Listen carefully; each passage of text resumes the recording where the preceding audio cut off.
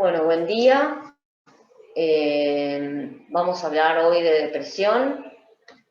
Yo soy la doctora Skochko y bueno, hoy vamos a dar la clase sobre depresión.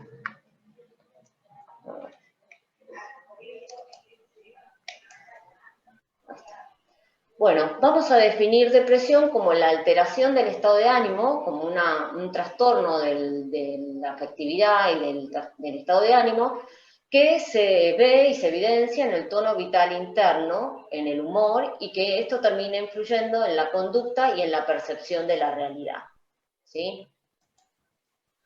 Se puede presentar como una enfermedad única, es decir, como un trastorno depresivo en un individuo, ¿sí? Formando parte de un síndrome, o sea, siendo síntoma de otra, en conjunto de otra enfermedad. Esto se puede ver en las enfermedades crónicas, eh, clínicas, ¿sí? Como por ejemplo en el cáncer de páncreas, que a veces es el único síntoma, el primer síntoma que se ve, ¿sí? O formando parte de otro, como un síntoma de otra enfermedad psiquiátrica. Por ejemplo, en otros cuadros psiquiátricos, como en la psicosis, en los trastornos de personalidad o en los trastornos de ansiedad, puede agregarse también síntomas de depresión. Para poder entender, digamos, todo el espectro de la enfermedad, ¿sí? Hablamos de tres cuestiones, una tríada, ¿sí? Tríada del dolor, le digo yo, ¿sí? Hay un dolor emocional, que es el que tiene que ver con el estado anímico, ¿sí? Y esto es lo que podemos observar en estos pacientes como principal, digamos, como síntoma más resaltado, ¿sí? Después tenemos el dolor moral, que tiene que ver con el pensamiento, ¿sí? Con las ideas que se ven, digamos, el pensamiento se ve teñido por la alteración en el estado de ánimo y provoca que el pensamiento se modifique en función de este estado anímico, ¿sí? Y esto tiene que ver con el contenido del pensamiento, que vamos a ver. Que cuando veamos la clínica lo vamos a ver más detalladamente. Y el dolor somático, ¿sí? El dolor somático o la queja somática tiene que ver con los síntomas físicos que en general acompañan estos cuadros depresivos, ¿sí? En general los más frecuentes son cefaleas, trastornos digestivos, dolores musculares, ¿sí? Astenia, cansancio, ¿sí? Por supuesto que la afectación de estos tres polos, ¿sí? de esta tríada genera un deterioro social, laboral e interpersonal, ¿sí? Es importante que diferenciemos lo que es tristeza, que sí forma, digamos, es la emoción que prima, digamos, en los cuadros depresivos, pero la tristeza, digamos, como un hecho, como una emoción adaptativa a un hecho traumático o doloroso, como dice en la pantalla, ¿sí? Cuando es una tristeza, digamos, adaptativa, al mejorar el factor, digamos, el hecho traumático o la situación que generó la tristeza, digamos, al mejorar esto, debería desaparecer la tristeza. La depresión es una emoción, digamos, que tiene más que ver con la enfermedad, ¿sí? Y donde no está, digamos, y se mantiene en el tiempo a pesar de que mejore la situación que la provocó, ¿sí? Genera la emoción más las manifestaciones típicas de la depresión, que las vamos a ver ahora en un rato. Pero poder en algún sentido también normalizar la tristeza, ¿sí? No como un estado patológico, sino como una emoción adaptativa, ¿sí? Que tiene que ver con una respuesta normal frente a una situación que nos entristezca, ¿sí? Bien. Vamos a hablar un poquito de epidemiología, ¿sí? Para la Organización Mundial de la Salud es una de las principales causas de discapacidad, ¿sí? Genera altas tasas de ausentismo laboral y de, digamos, situaciones, retraso académico y, digamos, cuestiones de la vida cotidiana que se ven discapacitadas por la depresión, ¿sí?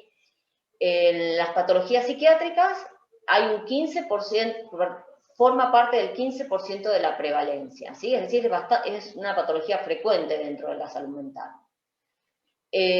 Cuando hablamos de género, ¿sí? Las mujeres son las que digamos, tienen mayor diagnóstico de depresión.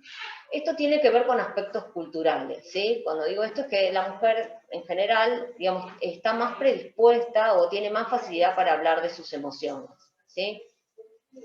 Esto Se ha modificado con los años y podríamos decir que en los últimos años sigue siendo mayoritario en mujeres, ¿sí? Pero el número de hombres que consultan, porque la estadística viene a partir de la consulta, ha aumentado, digamos, el de los hombres ha aumentado en los últimos años. Y algo a aclarar que a medida que va pasando los años, ¿sí? En los adultos mayores, esta distribución, digamos, por género se iguala bastante. Tanto hombres como mujeres tienen casi las mismas frecuencias de aparición de depresión, ¿sí? Es una enfermedad que se puede dar a cualquier edad, ¿sí? Desde niños hasta adultos mayores, ¿sí? Pero más frecuentemente se da entre los 19 y los 30 años. Es más difícil el diagnóstico, o digamos, el diagnóstico diferencial hay que tenerlo mucho en cuenta en adolescentes y en adultos mayores, porque podría confundirse en un adolescente con la típica crisis vital que acompaña, digamos, este cambio de etapa en los adolescentes, por ejemplo, y en los adultos mayores también, digamos, como una crisis vital que, bueno, puede generar este cuadro depresivo, o también con el deterioro cognitivo o, digamos, la disminución del funcionamiento normal o de actividad de un adulto mayor, y también confundirse con una depresión cuando no lo es, ¿sí? Tiene una alta tasa de recidiva, es decir, que en los pacientes que han sufrido depresión, entre el 50 y el 60% van a volver a sufrir depresión. Y esto tiene que ver un poco con que no se deprime el que quiere, sino el que puede. Tiene que haber cierta base que favorezca este tipo de cuadros. Cuando hablamos de patogenia, tenemos que hablar, digamos, de muchas causas, ¿sí? Es muy difícil definir una sola causa como única para el trastorno depresivo, ¿sí? Tenemos que tener en cuenta muchos factores, por eso la multifactoriedad, para que se desencadene este cuadro, ¿sí? Y los dividimos en factores prenatales o biológicos, ambientales, yo lo divido en ambientales 1 y ambientales 2, ¿sí? Cuando hablamos de factores prenatales, hablamos de todo lo que ocurre antes del nacimiento, ¿sí? Y entran acá los factores biológicos. Todo lo que ocurre antes del nacimiento, tenemos que tener en cuenta lo que ocurre durante el embarazo, ¿sí? La cuestión nutricional, metabólica y un montón de cosas que ocurren durante el embarazo de la madre que pueden afectar el desarrollo normal de ese bebé, y por supuesto lo genético. Dentro de lo genético hay dos genes que son los más estudiados, que es el gen que codifica el transportador de serotonina y el gen que codifica el factor neurotrófico cerebral, ¿sí? Estos dos genes, ¿sí? También se han visto, se están estudiando en múltiples patologías psiquiátricas, es decir, que no hay una especificidad tampoco, digamos, de la aparición o de la alteración de este gen produzca depresión.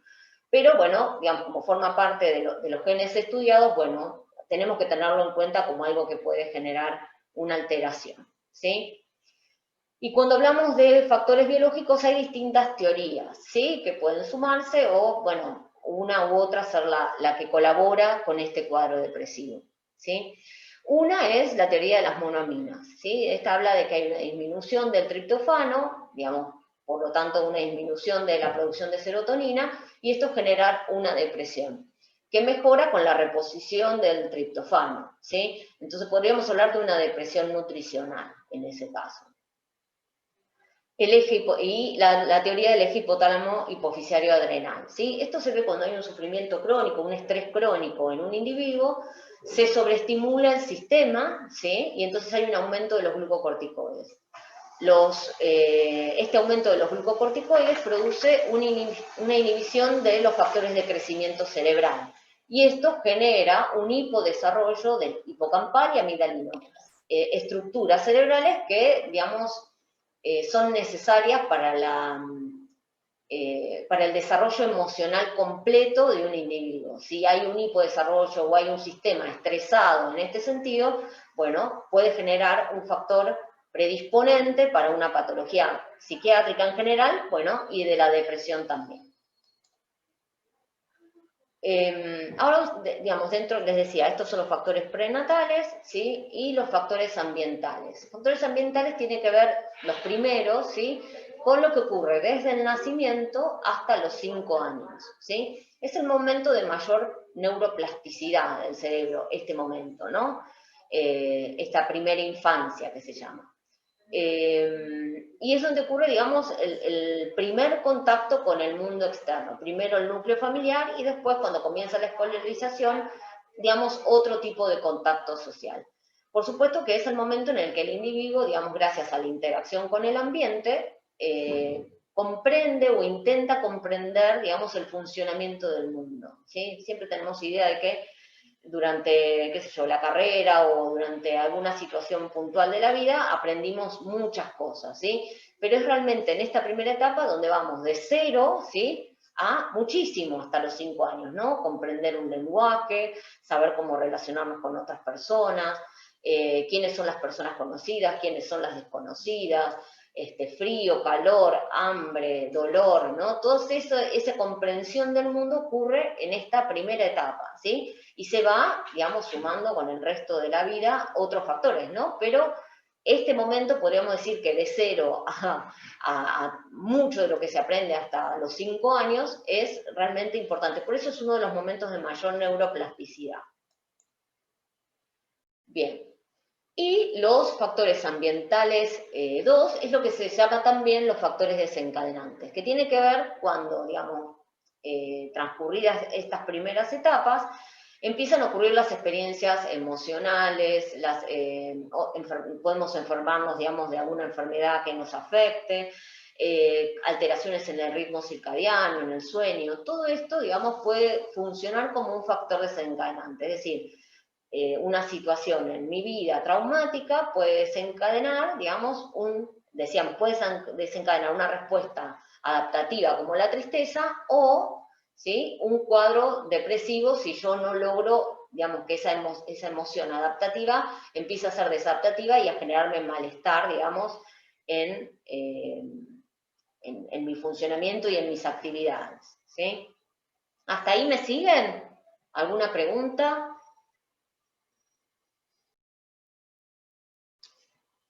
¿No? Bueno. Entonces tenemos que tener en cuenta, ¿sí?, digamos, cómo se produce una depresión. Digamos. Debería haber como un balanceo, ¿sí?, entre los factores predisponentes y los factores precipitantes, ¿sí? Y dentro de los factores predisponentes tenemos los factores prenatales que los nombramos y los ambientales, los primeros ambientales, los que van desde los que ocurren en la primera infancia, ¿sí? Estos factores predisponentes, si son leves, ¿sí?, quiero decir, si no, digamos, si lo genético me acompaña de buen modo y no he tenido mayores cuestiones, digamos, biológicas en ese primer momento y mi infancia ha transcurrido más o menos con, digamos, lo traumático normal de la edad, ¿sí?, voy a necesitar de un factor precipitante importante, ¿sí?, para que se produzca una depresión. Ahora, si estos factores predisponentes son más bien abundantes, ¿sí?, y provocan en mí una personalidad o una situación más frágil, con un factor precipitante quizás más leve, ¿sí?, pueda yo tener un cuadro depresivo, digamos, más fácilmente. Por eso acá es donde se entiende esto de la alta tasa de recidiva, ¿sí? Tiene que ver con esto, con que, digamos, hay ciertos factores predisponentes que después, frente a situaciones quizás no tan severas de la vida, provoquen también el cuadro depresivo.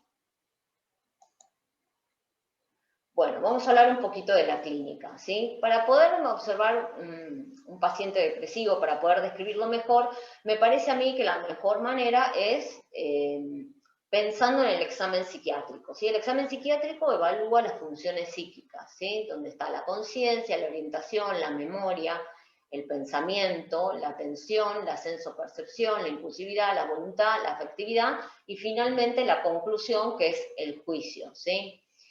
En un cuadro depresivo, digamos, las funciones importantes, por supuesto dependiendo del cuadro, la gravedad de la depresión, ¿no? Pero las funciones importantes, en general, están más o menos conservadas, ¿sí? En general, cuando hablamos de la conciencia de un paciente deprimido, salvo que sea un cuadro gravísimo, es un paciente que está lúcido y vigil, ¿sí?, que tiene cierta comprensión de la realidad y puede estar atento a ciertos, digamos, estímulos de la vida cotidiana, ¿sí? En casos graves, esto puede estar afectado. Una persona que está con un cuadro grave de depresión, de tipo melancólico, por ejemplo, pudiera estar con su conciencia más enturbada, ¿sí? Con un cierto enturbiamiento de la conciencia, que tiene que ver con el estado afectivo, con el ensimismamiento que provoca la depresión, ¿sí? La orientación, del mismo modo, ¿sí? La orientación sabemos que es autopsíquica y alopsíquica, que la autopsíquica tiene que ver con los aspectos personales, nombre, edad, digamos, dónde vivo, datos personales, ¿sí? Y la alopsíquica tiene que ver con la orientación que ocurre, digamos, todo lo que tiene que ver con el ambiente externo. En general, en estos pacientes está conservada o, digamos, podría tener cierto retraso de vuelta en estos casos más complejos, ¿sí? Y de vuelta, tiene que ver con este ensimismamiento que ocurre en la depresión. Al estar tan metido hacia adentro, ¿sí? Provoca, digamos, que por ahí no preste atención a qué día es, ¿sí? Y que pareciera estar desorientado, aunque rápidamente o con cierta facilidad puede darse cuenta, ¿no? En qué día está, o difícilmente la autopsíquica esté alterada, tiene más que ver con la orientación alopsíquica, ¿sí? Con respecto a la memoria, antes de la memoria hablaría de la atención, ¿sí? La atención en la depresión, de vuelta, en cuadros más leves quizás no tenga ninguna afectación, pero en cuadros más moderados a graves puede haber cierta alteración. Sabemos que tenemos dos tipos de atención, ¿sí? Una atención espontánea y una voluntaria, ¿sí? Para poder prestar atención a esta clase yo tengo que poner mi atención voluntariamente, ¿no? en esto que estamos hablando, ¿sí?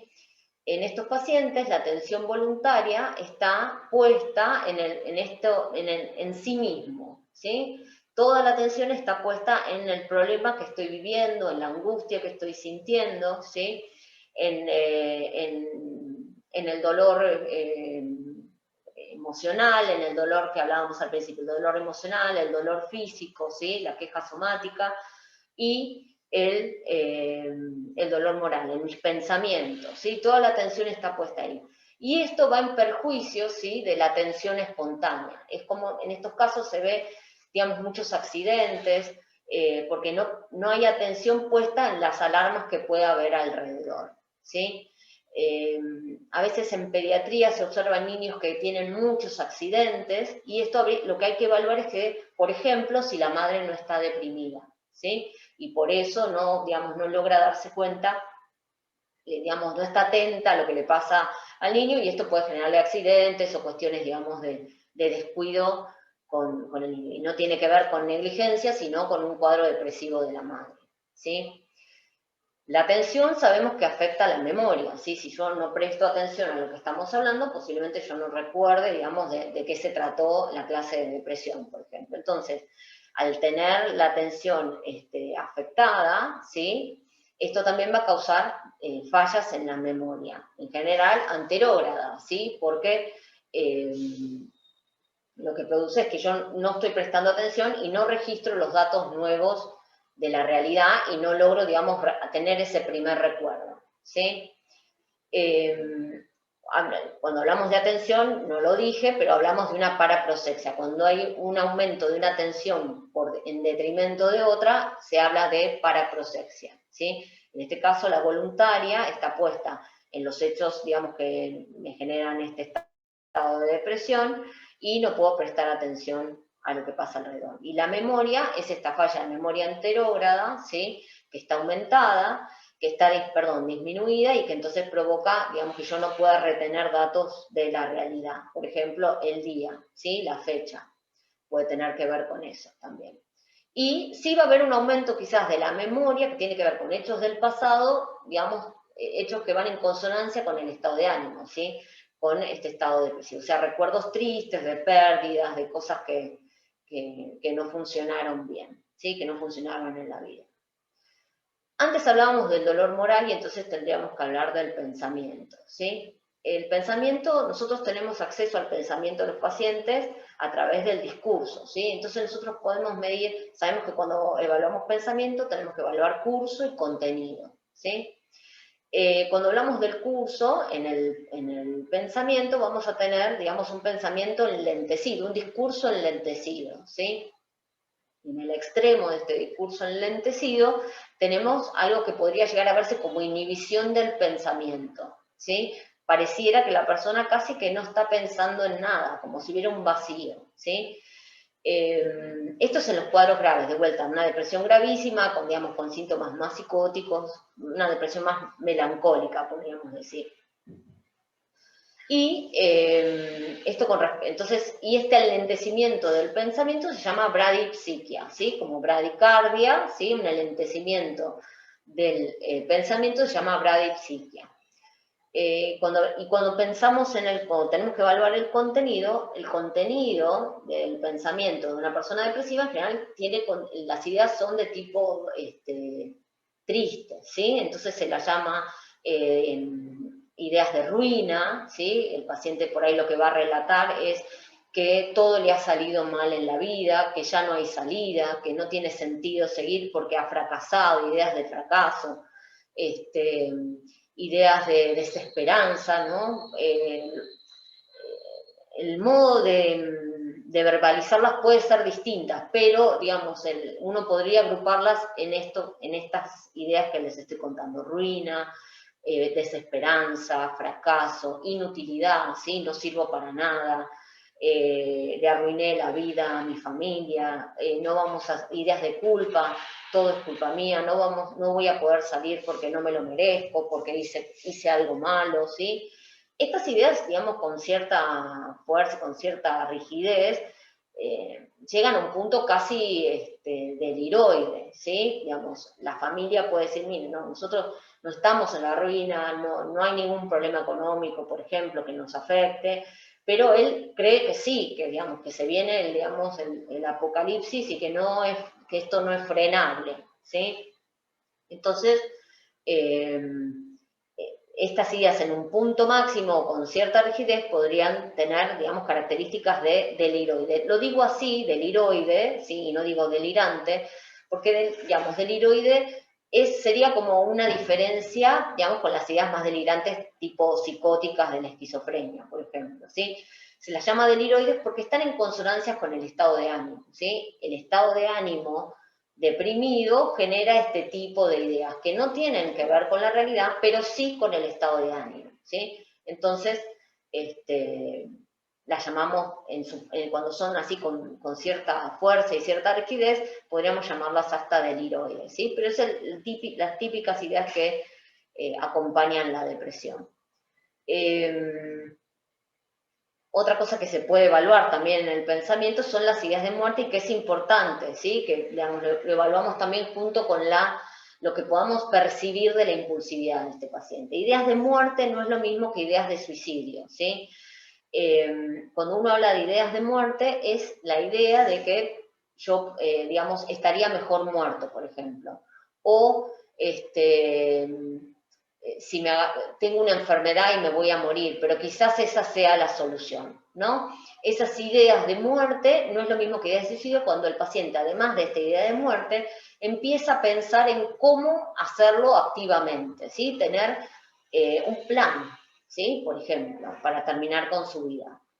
Y esto debe ser evaluado. Y junto con esa evaluación, digamos, de si hay un plan, si hay un correlato clínico que podría hacernos pensar en esto, es también poder medir en estos pacientes la impulsividad, ¿sí? Que no es fácil de medir, es más una sensación clínica, ¿sí? Un paciente o por antecedentes o por algo que pueda contar la familia, ¿sí? Si está como haciendo cosas que antes no hacía, que nadie esperaba que hiciera, y esto, digamos, podría darnos la idea de que este paciente, además de ideas de muerte, hay cierto riesgo suicida, ¿sí? Cuando el paciente habla, además de ideas de muerte, de un plan, hablamos de ideas suicidas también dentro del pensamiento, ¿sí? En general, la sensopercepción de estos pacientes está conservada, digamos, no hay una alteración. Sí puede haber ilusiones, ¿sí? Por ejemplo, cuando se da una depresión luego de una pérdida, por ejemplo, de la muerte de un ser querido, estas personas pueden tener la sensación o la percepción, digamos, como, digamos, de ilusión, por ejemplo, de sentir el ruido cuando entra a la casa, ¿sí? Y, digamos, y esto, digamos, más que pensarlo como una alucinación, se piensa como una ilusión afectada por la emotividad, ¿sí? Eh, o por ahí ver, digamos, la sensación de ver una sombra o algo que tiene que ver con, digamos, todavía tener la presencia de esta persona en su cotidianidad, ¿sí? Y necesitar que esto, digamos, que esa persona en algún sentido siga viva o presente, ¿sí? Esto con el tiempo, cuando ocurren estos duelos, debería ir mejorando, ¿sí? Porque empieza a haber, digamos, cierto contacto con la realidad más certero y la aceptación de la pérdida, ¿sí? Con respecto a la voluntad es otra de las cosas que se afecta mucho en la depresión, ¿sí? Se habla de anedonia. La anedonia es la pérdida, digamos, de la voluntad para hacer cosas que nos gustaba hacer, ¿sí? Por ejemplo, muchas veces el ambiente no se da cuenta, digamos, de la depresión de un familiar hasta que de repente el familiar era, no sé, fanático del fútbol, dejó de ir a la cancha. Esto es lo que llama la atención. Cosas que le gustaba hacer, las deja de hacer. Bueno, yo leía mucho, dejé de leer. Me gustaba tejer, dejé de tejer. ¿Sí? No encuentra placer en esas cosas que antes lo ayudaba, ¿sí? O le servía para el día a día, ¿no? Como una situación de placer, de buen estado de ánimo, ¿sí? Y la afectividad, bueno, lo que se va a ver es esta afectividad en menos, ¿sí? Como menos color y menos tono en las emociones, ¿sí? La alegría, no, bueno, la alegría directamente no se siente, ¿sí? Pero, digamos, lo que no hay es una sensación de bienestar en lo afectivo que nos permite disfrutar de lo que ocurre alrededor, ¿sí? Puede haber tristeza, referida como tristeza, puede haber angustia, referida como angustia, o puede haber, digamos, una sensación como de falta de emociones, ¿sí? Como si se hubiera bajado el volumen de las emociones y como de falta de emociones, ¿sí? En general, el juicio de estos pacientes es conservado, ¿sí? Solo en algunos casos, digamos, cuando son cuadros más graves, ¿sí? Podríamos hablar de un juicio quizás desviado, ¿sí? Pero, digamos, en general el juicio en estos pacientes se conserva. ¿Qué tiene que ver con esto que hablamos, no? Las funciones importantes más o menos conservan su función, la conciencia, la orientación, digamos, el juicio, cuando uno habla de juicio de realidad, que sería cuando está conservado, que el juicio de realidad está conservado, ¿sí? Tiene que ver con poder darnos cuenta de decir cuáles son estímulos internos y cuáles son estímulos externos, ¿sí? Mientras eso está conservado, ¿sí? ¿Qué es lo que pasa alrededor y qué es lo que me pasa a mí? ¿Sí? El juicio de realidad se mantiene, ¿sí? Entonces hablamos de juicio conservado. ¿Alguna pregunta hasta acá? Profe, entonces lo más importante sería sobre todo la voluntad. La voluntad, si tuviéramos que evaluar, digamos, todo, digamos, porque esto es muy difícil, nosotros lo dividimos en funciones para poder evaluar una por una, ¿sí? Pero el estado de ánimo depresivo, ¿sí? Afecta la voluntad, afecta la atención, digamos, se ven todas afectadas y en suma producen un cuadro depresivo. El tema de la voluntad podríamos pensar que es de lo más característico, ¿sí? O lo que se evalúa, digamos, más característicamente.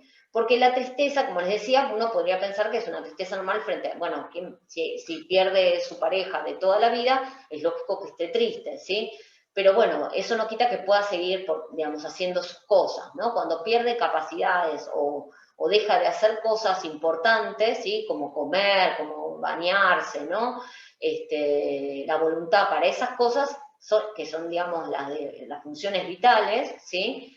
Por supuesto que esto va, digamos, trae mayor deterioro, ¿sí? Doctora, Sí. ¿Podría repetir la diferencia entre ideas de muerte e ideas de suicidio?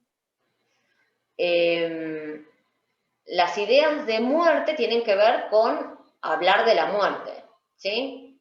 Yo, digamos, cómo las describe el individuo, cómo habla de sus ideas de muerte, habla, por ejemplo, de estaría mejor muerto, ¿sí? Si tuviera una enfermedad y sé que me voy a morir, quizás sentiría alivio, ¿no? Es raro, digamos, cuando alguien está bien de ánimo, es raro que hable así de la muerte, ¿no? Esto tiene que ver con el estado anímico, ¿sí? Las ideas de suicidio tienen que ver con yo haría algo para matarme, ¿sí? Con fantasear con la idea, digamos, activa y voluntaria de causarse la muerte, ¿sí? Perfecto, Bien. gracias. Bueno, ¿cómo hacemos el diagnóstico? El diagnóstico es principalmente clínico, ¿sí? ¿Qué quiere decir? Conociendo la semiología de la depresión, podemos sospechar de este diagnóstico. Esto es lo que más fácil es, más fácil, no digo que sea fácil, pero digo que es como con lo que contamos con este repaso del examen psiquiátrico y evaluar cosas que nos hagan pensar de un estado depresivo. Existen escalas también que pueden servir. La escala de B, que es una que tomamos acá en el hospital, que es una escala para evaluación de depresión, donde se evalúan, por ejemplo, tiene mucho que ver con el estado, con el dolor moral, ¿sí? Ideas de muerte, ideas de ruina, de fracaso, figuran como opciones en un test, es autoadministrable, el paciente va anotando y bueno, eso da un valor y ese valor tiene, digamos, características. Creo que es hasta 32, mayor de 23 ya es depresión. Creo que era así el número, pero bueno, la escala de Beck y Hamilton D no es autoadministrable, la realiza un operador, el médico, un técnico, ¿sí? Y pueden servir. Es importante, que no lo dije antes, el diagnóstico diferencial con un trastorno bipolar, ¿sí? El trastorno bipolar puede iniciarse con una depresión y es importante ahí hacer una evaluación, digamos, de antecedentes junto con el diagnóstico, digamos, del cuadro depresivo, porque el tratamiento es distinto y uno podría tratarlo como una depresión y, digamos, generar, por ejemplo, con un antidepresivo, un switch, digamos, de pasaje de la depresión a la manía, que tiene características más complejas y más complicadas en estos casos, ¿sí? Entonces, cuando uno diagnostica depresión, tiene que indagar sobre antecedentes que cuando vean trastorno bipolar seguramente lo van a tener más claro, pero cuando hablamos de trastorno bipolar, lo que tenemos que tener en cuenta es antecedentes como, por ejemplo, que haya tenido episodios maníacos previos, ¿sí? Si ha tenido episodios maníacos previos, es más probable que no sea una depresión, que sea un trastorno bipolar. Que tenga familiares de primera línea, ¿sí? De primera generación, padres, tíos, ¿sí? Hermanos, con diagnóstico ya de bipolaridad, es bastante frecuente que se repita, digamos, en la familia. Y cuadros depresivos más bien graves, ¿sí? Cuando ocurre la depresión no bipolar, estamos más cerca de esto que les decía yo de la melancolía y de la depresión más grave, con síntomas más psicóticos, que en una depresión más pura, ¿sí? Bien, cuando no hay otra cosa importante en el diagnóstico, cuando no se logra identificar un factor desencadenante, ¿sí? Hay que descartar la causa orgánica, ¿sí? Cuando no hay un factor desencadenante, tenemos que hacer un estudio clínico importante, ¿sí? De resonancia cerebral, digamos, resonancia quizás de otros órganos del cuerpo que sabemos que pueden dar como un paraneoplásico tipo depresivo, como les había dicho antes, cáncer de páncreas, enfermedades autoinmunes. Profe, Todos esos cuadros, digamos, pueden generar depresión y entonces tenemos que estar atentos cuando no hay algo claro, digamos, como algo que aparece de la nada, que está absolutamente fuera de su personalidad. En general, una persona depresiva, digamos, tiene un funcionamiento, digamos, o un estado, digamos, ¿cómo podría decir?, un poco optimista frente a la vida, y bueno, que en estos casos, digamos, cuando sorprende una depresión y no hay un factor desencadenante, hay que descartar causa orgánica. ¿Sí? Puede ser que se deprima, aunque no haya causa orgánica, o digamos, aunque no sea tan claro el factor desencadenante, ¿sí? Por eso hay que buscarlo para no perder tiempo si es una enfermedad grave que requiere otro tratamiento específico, ¿sí? Y por supuesto, enfermedades endócrinas, oncológicas, degenerativas, reumatológicas, oncológicas, también, esto que hablábamos antes, pueden tener que ver con estas causas orgánicas que pueden generar depresión. ¿Sí? Podemos dividirlo en distintos tipos, ¿sí? Hay la depresión Roxana, mayor, que ¿puedes se divide parar un en segundo leve, que no se moderada escucha y nada? grave. En general, la grave, la moderada y la grave pueden presentar síntomas psicóticos que también, digamos, hay que aclarar en el diagnóstico. Entonces podemos tener una depresión mayor, moderada, con síntomas psicóticos, sin síntomas psicóticos, ¿sí?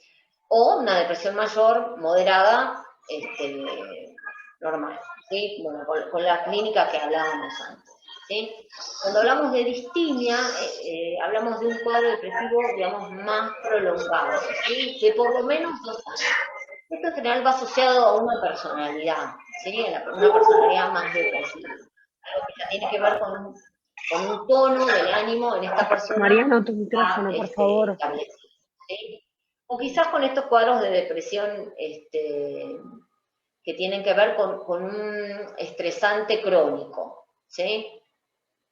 Por ejemplo, la enfermedad de un familiar, una enfermedad crónica en un familiar, o la enfermedad crónica propia, ¿sí?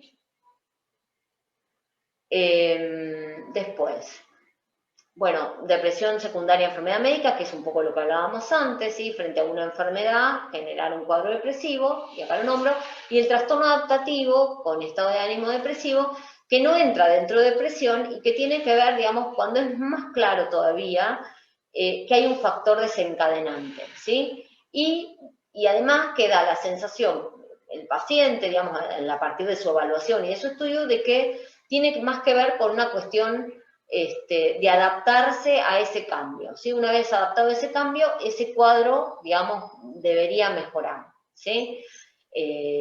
Lo pongo, pero no entraría dentro de depresión, lo pongo como para que sepan esto que hablábamos antes, como cuando es una función de una situación adaptativa, una emoción adaptativa frente a una situación, a veces a veces no requiere tratamiento, pero a veces requiere tratamiento, pero no sería una depresión, sería un trastorno adaptativo con estado de ánimo depresivo, ¿sí?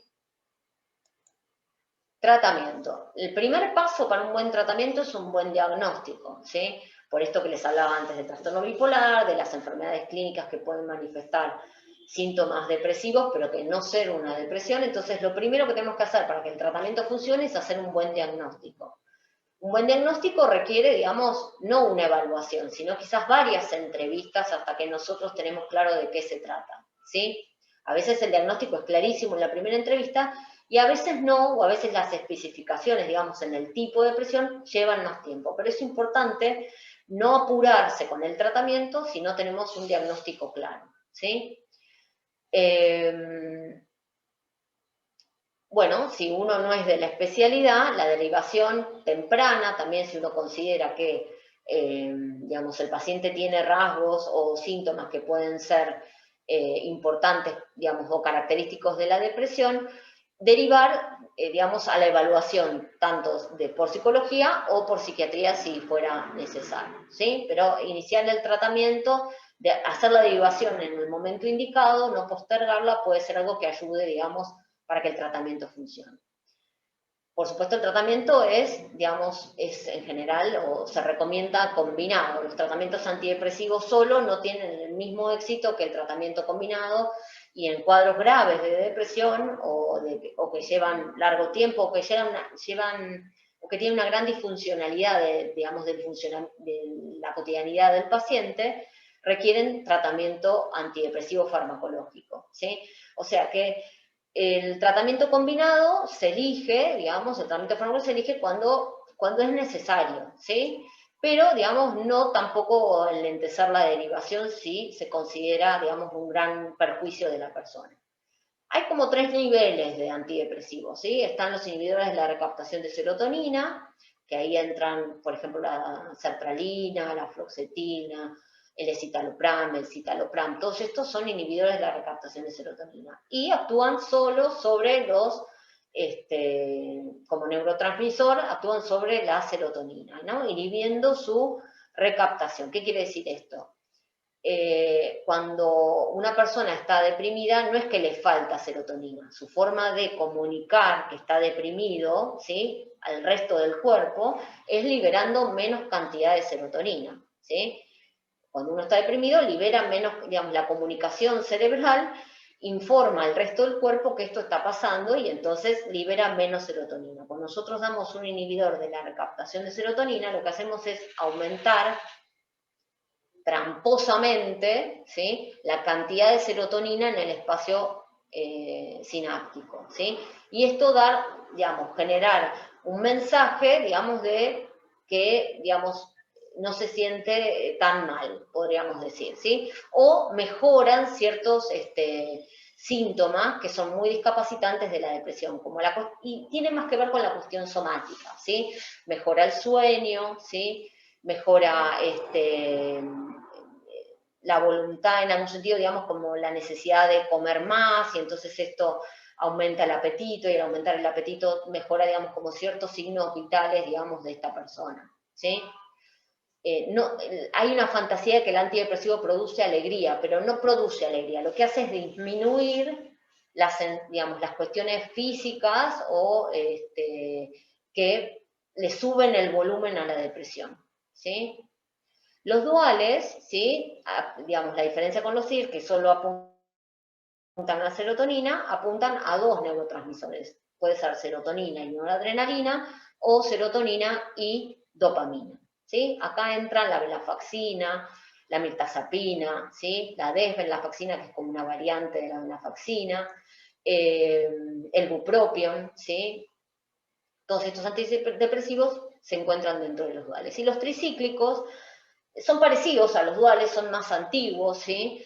Se los llama tricíclicos no porque, digamos, funcionen en tres, que tengan, digamos, que actúen sobre tres neurotransmisores, sino porque tiene su forma bioquímica, es de tres anillos y por eso se los llama tricíclicos. Pero también actúan sobre dos neurotransmisores, ¿sí? No por antiguos son poco útiles. Digamos, casi les diría que, digamos, como yo los acomodé, IRS, duales y tricíclicos, son los que tienen efecto en las depresiones más graves, ¿sí?, los tricíclicos. Pueden llegar a tener factores, digamos, efectos adversos quizás más molestos, puede ser, o hay que tener más monitorización, digamos, cardiológica, pero en cuadros graves suelen ser muy útiles, ¿sí? Y creo que esa es la última. Sí. Bueno, ¿alguna pregunta?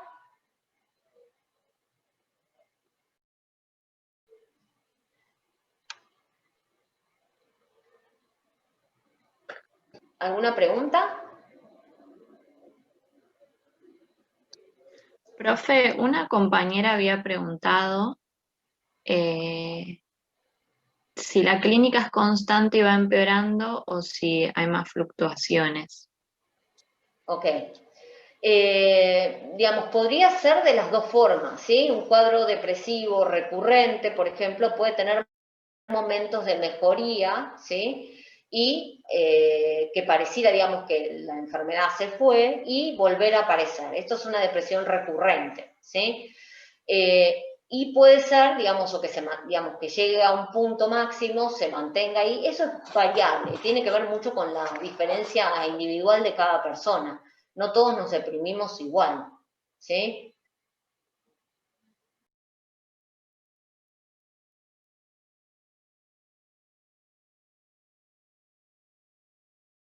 Me parece que hay algunos que no los escucho, así que si alguien puede repetir la pregunta como recién, porque sé que me están queriendo hacer preguntas, pero no sé, evidentemente no los escucho a todos. Yo tengo una pregunta, no sé si me escucha. Habla bien fuerte, ¿sí? Porque no se escucha. ¿me escuchás? Ok, Ahí sí. buenísimo. Yo me quedé pensando, o mismo anoté en la parte que siempre para la depresión hay un factor predisponente, y por eso se Más busca fuerte, ¿eh? descartar que siempre para la depresión hay un factor predisponente o están los factores precipitantes, Sí. que es distinto a una causa orgánica. Y bueno, menciona, por ejemplo, la enfermedad de Parkinson, consumo de sustancias, pero después pone la influenza o, por ejemplo, trastornos endocrinológicos, que supongo que puede ser el hipotiroidismo por la pérdida de energía que genera y todo. Entonces mi pregunta es, en estos cuadros que, por por ejemplo, uno es post una gripe, o puede pasar ahora post-COVID, que los pacientes Sí. quedan medio mal después del cuadro. ¿Cómo diferenciás de un estado de ánimo disminuido por la patología, o por ejemplo en el hipotiroidismo por la disminución de hormona tiroidea, de un cuadro depresivo? O sea, ¿cuándo dibuja, o en qué momento se separa la línea, digamos, de un estado de ánimo a un cuadro depresivo? Requiere de mucha evaluación, ¿sí? Requiere de mucha evaluación. La depresión es una alteración en el estado anímico, ¿sí? No tiene que ver con algo orgánico. Un hipotiroidismo, le damos hormona tiroidea y mejora, ¿sí? En una depresión, ¿sí? Digamos, quiero decir, cuando uno sospecha a una persona que lo que notan es que aumentó de peso, ¿sí? Que está como más enlentecido, que habla de falta de voluntad, ¿sí? Podríamos pensar, puede ser una depresión, pero también puede ser un hipotiroidismo, ¿sí? Entonces, ¿qué vamos a hacer? Pedir un laboratorio, ¿no? Pedimos el laboratorio, vienen hormonas tiroideas bajas, bueno, es un hipotiroidismo. Yo le doy las hormonas y mejora. Si le doy las hormonas y mejora un poco y el estado de ánimo no mejora, bueno, es una depresión y un hipotiroidismo, ¿sí? Tiene que ver, digamos, con la evaluación, digamos, que como médicos podemos hacer de un paciente, ¿sí? Y es, digamos, por eso la derivación también es importante, porque, digamos, alguien que trabaja, digamos, o que está especializado, ¿sí? En lo que es salud mental, seguramente seguramente hay cuadros más difíciles de diferenciar, ¿sí? Pero, digamos, en general, el tinte depresivo es distinto a una enfermedad hipotiroidea, ¿sí? No sabría cómo transmitirles la diferencia, ¿sí? Pero tiene que ver con un estado anímico más global, ¿sí? O podría estar desanimado, con falta de voluntad, pero no subir de peso, ¿sí? Bajar de peso porque disminuyó el apetito. Bueno, ahí se diferenciaría, por ejemplo, de un hipotiroidismo, ¿sí? Cada caso es cada caso, ¿sí? Vos me hablás después de una enfermedad infecciosa. Bueno, habría que evaluar, estar mucho tiempo internado, digamos, todo eso puede causar depresión, ¿sí? Creo que es algo que nos vamos a dar cuenta, por ejemplo, con el COVID, digamos, con el correr de los meses y quizás de los años, de la afectación que genere. Requiere de un diagnóstico, digamos, profundo, ¿sí? Ok, y prolongado en el tiempo, digamos, no es que es un diagnóstico que puedes hacer la primera vez que ves al paciente, sino que es algo que lo vas constatando a medida que va pasando el tiempo. Claro, me parece que eso es algo que, digamos, se tienen que llevar para la vida médica, digamos. En una entrevista no creo que puedan hacer un diagnóstico. O sea, o hacer un diagnóstico y saber que la podemos no pegar, ¿no? En general, en una primera entrevista, digamos, algo que sea un cuadro, no sé, un psicótico que venga a alucinar, y ni aún así, porque podría ser que a la vez siguiente eso se vea distinto y ya no sea el mismo cuadro. No sé cómo se sube. Ya lo intenté, toqué todo. Perdón, me quieren ayudar con el tema del volumen, pero no sé de dónde ya toqué todos los botones que pude. Así que bueno, no, esto del diagnóstico es importante que, nada, como médicos toleremos la frustración de no poder sacar una enfermedad en la primera consulta, ¿sí? Doctora, acá una Ok, entonces compañera. llevarnos, Ay, perdón. perdón, es lo último que pregunto. Entonces, importante el hecho de llevarnos el concepto que es un diagnóstico integral a lo largo del tiempo, y que además hay que diferenciarlo de cuando es producido por una causa orgánica, porque si es una causa orgánica se trata de eso y se corrige. ¿Eso nos llevamos a eso? Sí, claro, me parece que lo que tienen que hacer es hacer un diagnóstico cuando es, digamos, cuando es un cambio que llama la atención, ¿sí? Digamos, una persona que tenía un buen funcionamiento, una vida normal, sin antecedentes de depresión, digamos, todo eso apunta a que habría que pensar en otro cuadro, ¿sí? Pero, digamos, siempre hay que evaluar, digamos, todas las opciones un poco al mismo tiempo. hasta que lo tengamos claro. Ok, entonces es algo, digamos, que suele ver el clínico y el clínico deriva, digamos. Sí, o a veces la persona consulta directamente a salud mental, porque se da cuenta que es algo más anímico. Y a veces concurre, digamos, o cree que es anímico y resulta que acá descubrimos que es algo somático, ¿sí? La verdad que es bastante, digamos, pueden pasar las dos cosas. Ok, gracias. Perdón, tengo una Profe. pregunta. Sí. Hablen bien fuerte, ¿eh? Perdón. No, yo quería Dale. preguntar si esto de los factores predisponentes genéticos se estudia, se trata o no tiene tanta importancia. Mirá, digamos, son todas cuestiones que están en estudio, ¿sí? Lo genético. No hay tratamiento para eso, ¿sí? También sabemos Ok. que lo genético tiene bastante, ya no es tomado como un 100% de certeza. Si uno tiene el gen, tiene la enfermedad, digamos. Hay algo que es la epigenética, que también se ha estudiado en el último tiempo, que aún teniendo el gen, digamos, según lo que ocurre en el ambiente o cómo se va desarrollando esa persona, podría hasta esquivar, digamos, la tendencia genética, ¿sí? Entonces, es algo que está en estudio, no, yo me inclinaría más a lo que ocurre en general con los diagnósticos en salud mental, en pensar en esto de la multifactoriedad, ¿sí? Las enfermedades psiquiátricas en general hay que tener en cuenta muchas cosas. No podemos descartar lo genético porque hay casos en los que madre depresiva, hijo depresivo, ¿sí? Pero también podríamos tener en cuenta que la vivencia de ese niño viviendo toda su infancia con una madre depresiva podría dejar cierta marca también en esta persona, ¿no? Entonces, Claro. O digamos, sea, tenemos que tener en cuenta todos los factores y no modifica el tratamiento y no modifica el diagnóstico saber eso, ¿sí? No tenemos la herramienta de lo genético y tampoco sabemos si nos va a servir, ¿sí? buenísimo. Son Bueno, cuestiones gracias. de la ciencia en estudio y ya veremos, ¿sí? Claro, perfecto. Yo lo nombro Profe. porque, digamos, existe, digamos, como teoría, ¿sí? Profe, Sí. yo tengo una duda.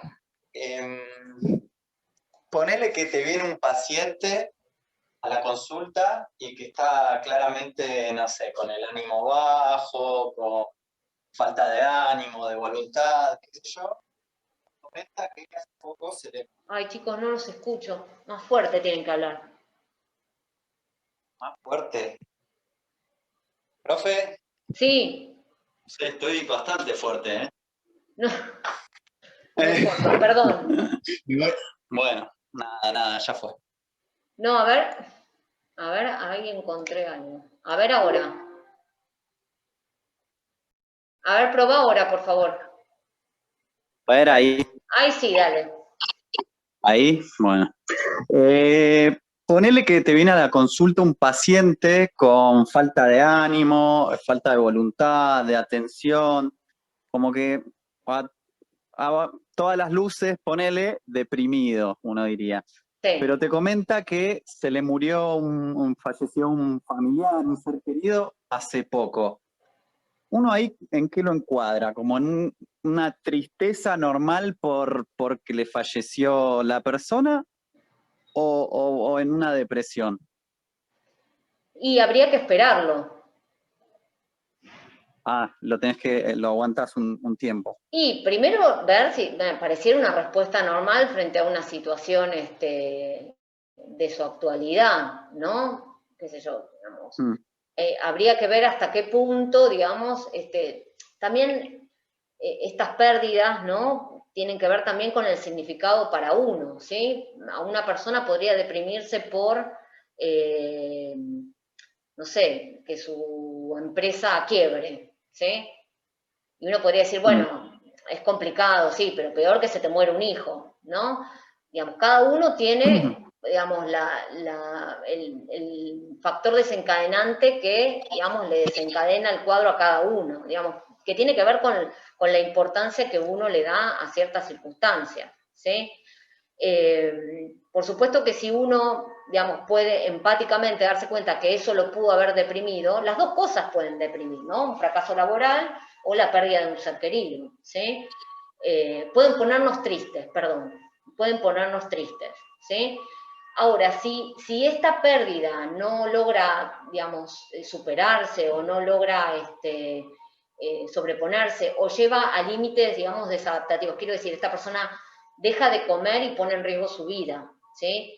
Deja de trabajar y pierde el trabajo y se deja de relacionar con su familia, y esto se mantiene en el tiempo, ¿sí? Pasa 2 años, 3 años así. Bueno, tenemos que pensar en un cuadro depresivo, ¿sí? Como algo que se fue como asentando, agravando. Y si además tenía algún antecedente de depresión previo, bueno, tenemos que verlo más de cerca. Pero en primera instancia quizás tenemos que esperar a ver cómo elabora esa situación. O sea, puede ser desencadenada claramente una depresión por una situación así, Claro. por una muerte o por la empresa. Un divorcio, una separación. Claro. Sí, Okay, y a veces cosas muy tontas, porque digamos, esto de los factores predisponentes y precipitantes, ¿no? Quizás algo que para otro le parecería no te podés poner mal por esto, bueno, para esta persona es importante, o hay cierta fragilidad, ¿sí?, que facilita el cuadro depresivo. Con una baja tolerancia a la frustración, digamos. Cuando a un niño le facilita mucho las cosas, ¿sí?, y nunca logra frustrarse o acostumbrarse a que, digamos, que hay frustraciones y cosas que pueden, a las que nos tenemos que ir enfrentando, y, digamos, de grande puede pasarle eso, ¿sí?, que no tolere la frustración de que, bueno, no sé, que no todos en el trabajo lo quieran, ¿sí?, y que no lo toleren.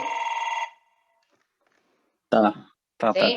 ¿Se entiende, digamos, cómo puede ser lo predisponente que genere después situaciones, digamos, afectivas más complejas?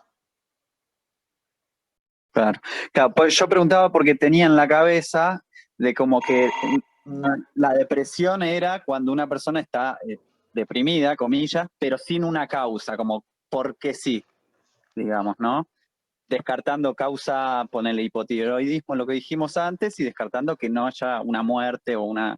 Pero no, vos me decís que lo puede desencadenar claramente, nada, lo que dije. Está listo. Y una pregunta, doctora. En esta espera, vamos cerrando, ¿sí? En esta espera entre que ves que el paciente, si es una tristeza o de verdad es una depresión, ahí, ¿qué haces? ¿Le recomendás un psicólogo? Sí. ¿Le decís que siga? O sea, que siga viniendo a Que consulta considere la posibilidad de una consulta, por ejemplo, ¿sí? O se habla con la familia. Todo depende también del grado de afectación y deterioro que produzca la enfermedad, ¿sí? Si vemos una persona que dejó de comer, que dejó de bañarse, ¿no?, que dejó de relacionarse con sus seres queridos, que en vez de estar junto a sus seres queridos frente a una pérdida se distanció, se aisló, bueno, todo eso prende como ciertas alertas, ¿no? Entonces ahí uno puede acelerar la consulta, ¿sí?, aunque no sea, digamos, una depresión, ¿no? Uno observa que hay un deterioro del funcionamiento que puede traerle consecuencias, ¿sí? Si deja de comer, ¿no?, si deja de dormir. Claro, perfecto. Y en el chat una compañera había preguntado si en la cuarentena habían aumentado la tasa de pacientes depresivos y con ansiedad. Es difícil de medir porque tendría que hablar más del consultorio fuera del hospital, ¿sí? Porque el hospital un poco se cerró, ¿sí? Entonces no tuvimos consultas, ¿sí? Estamos esperando como el tsunami, ¿no?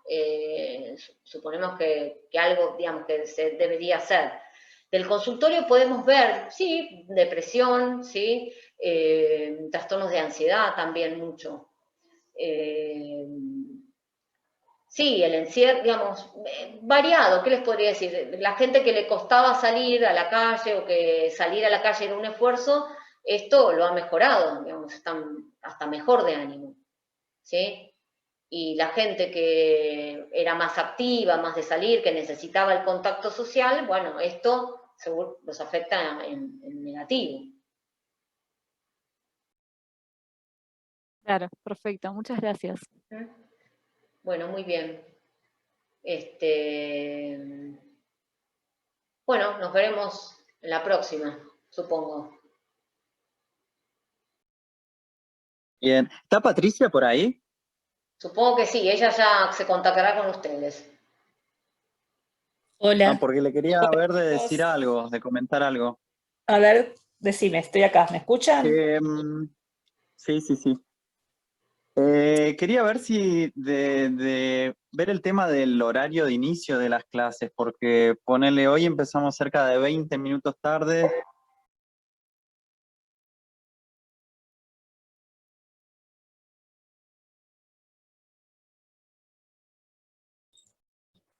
Bueno, chicos, vamos a esperar que ya entre la doctora Skoshko. ¿Me escuchan bien? Sí, perfecto.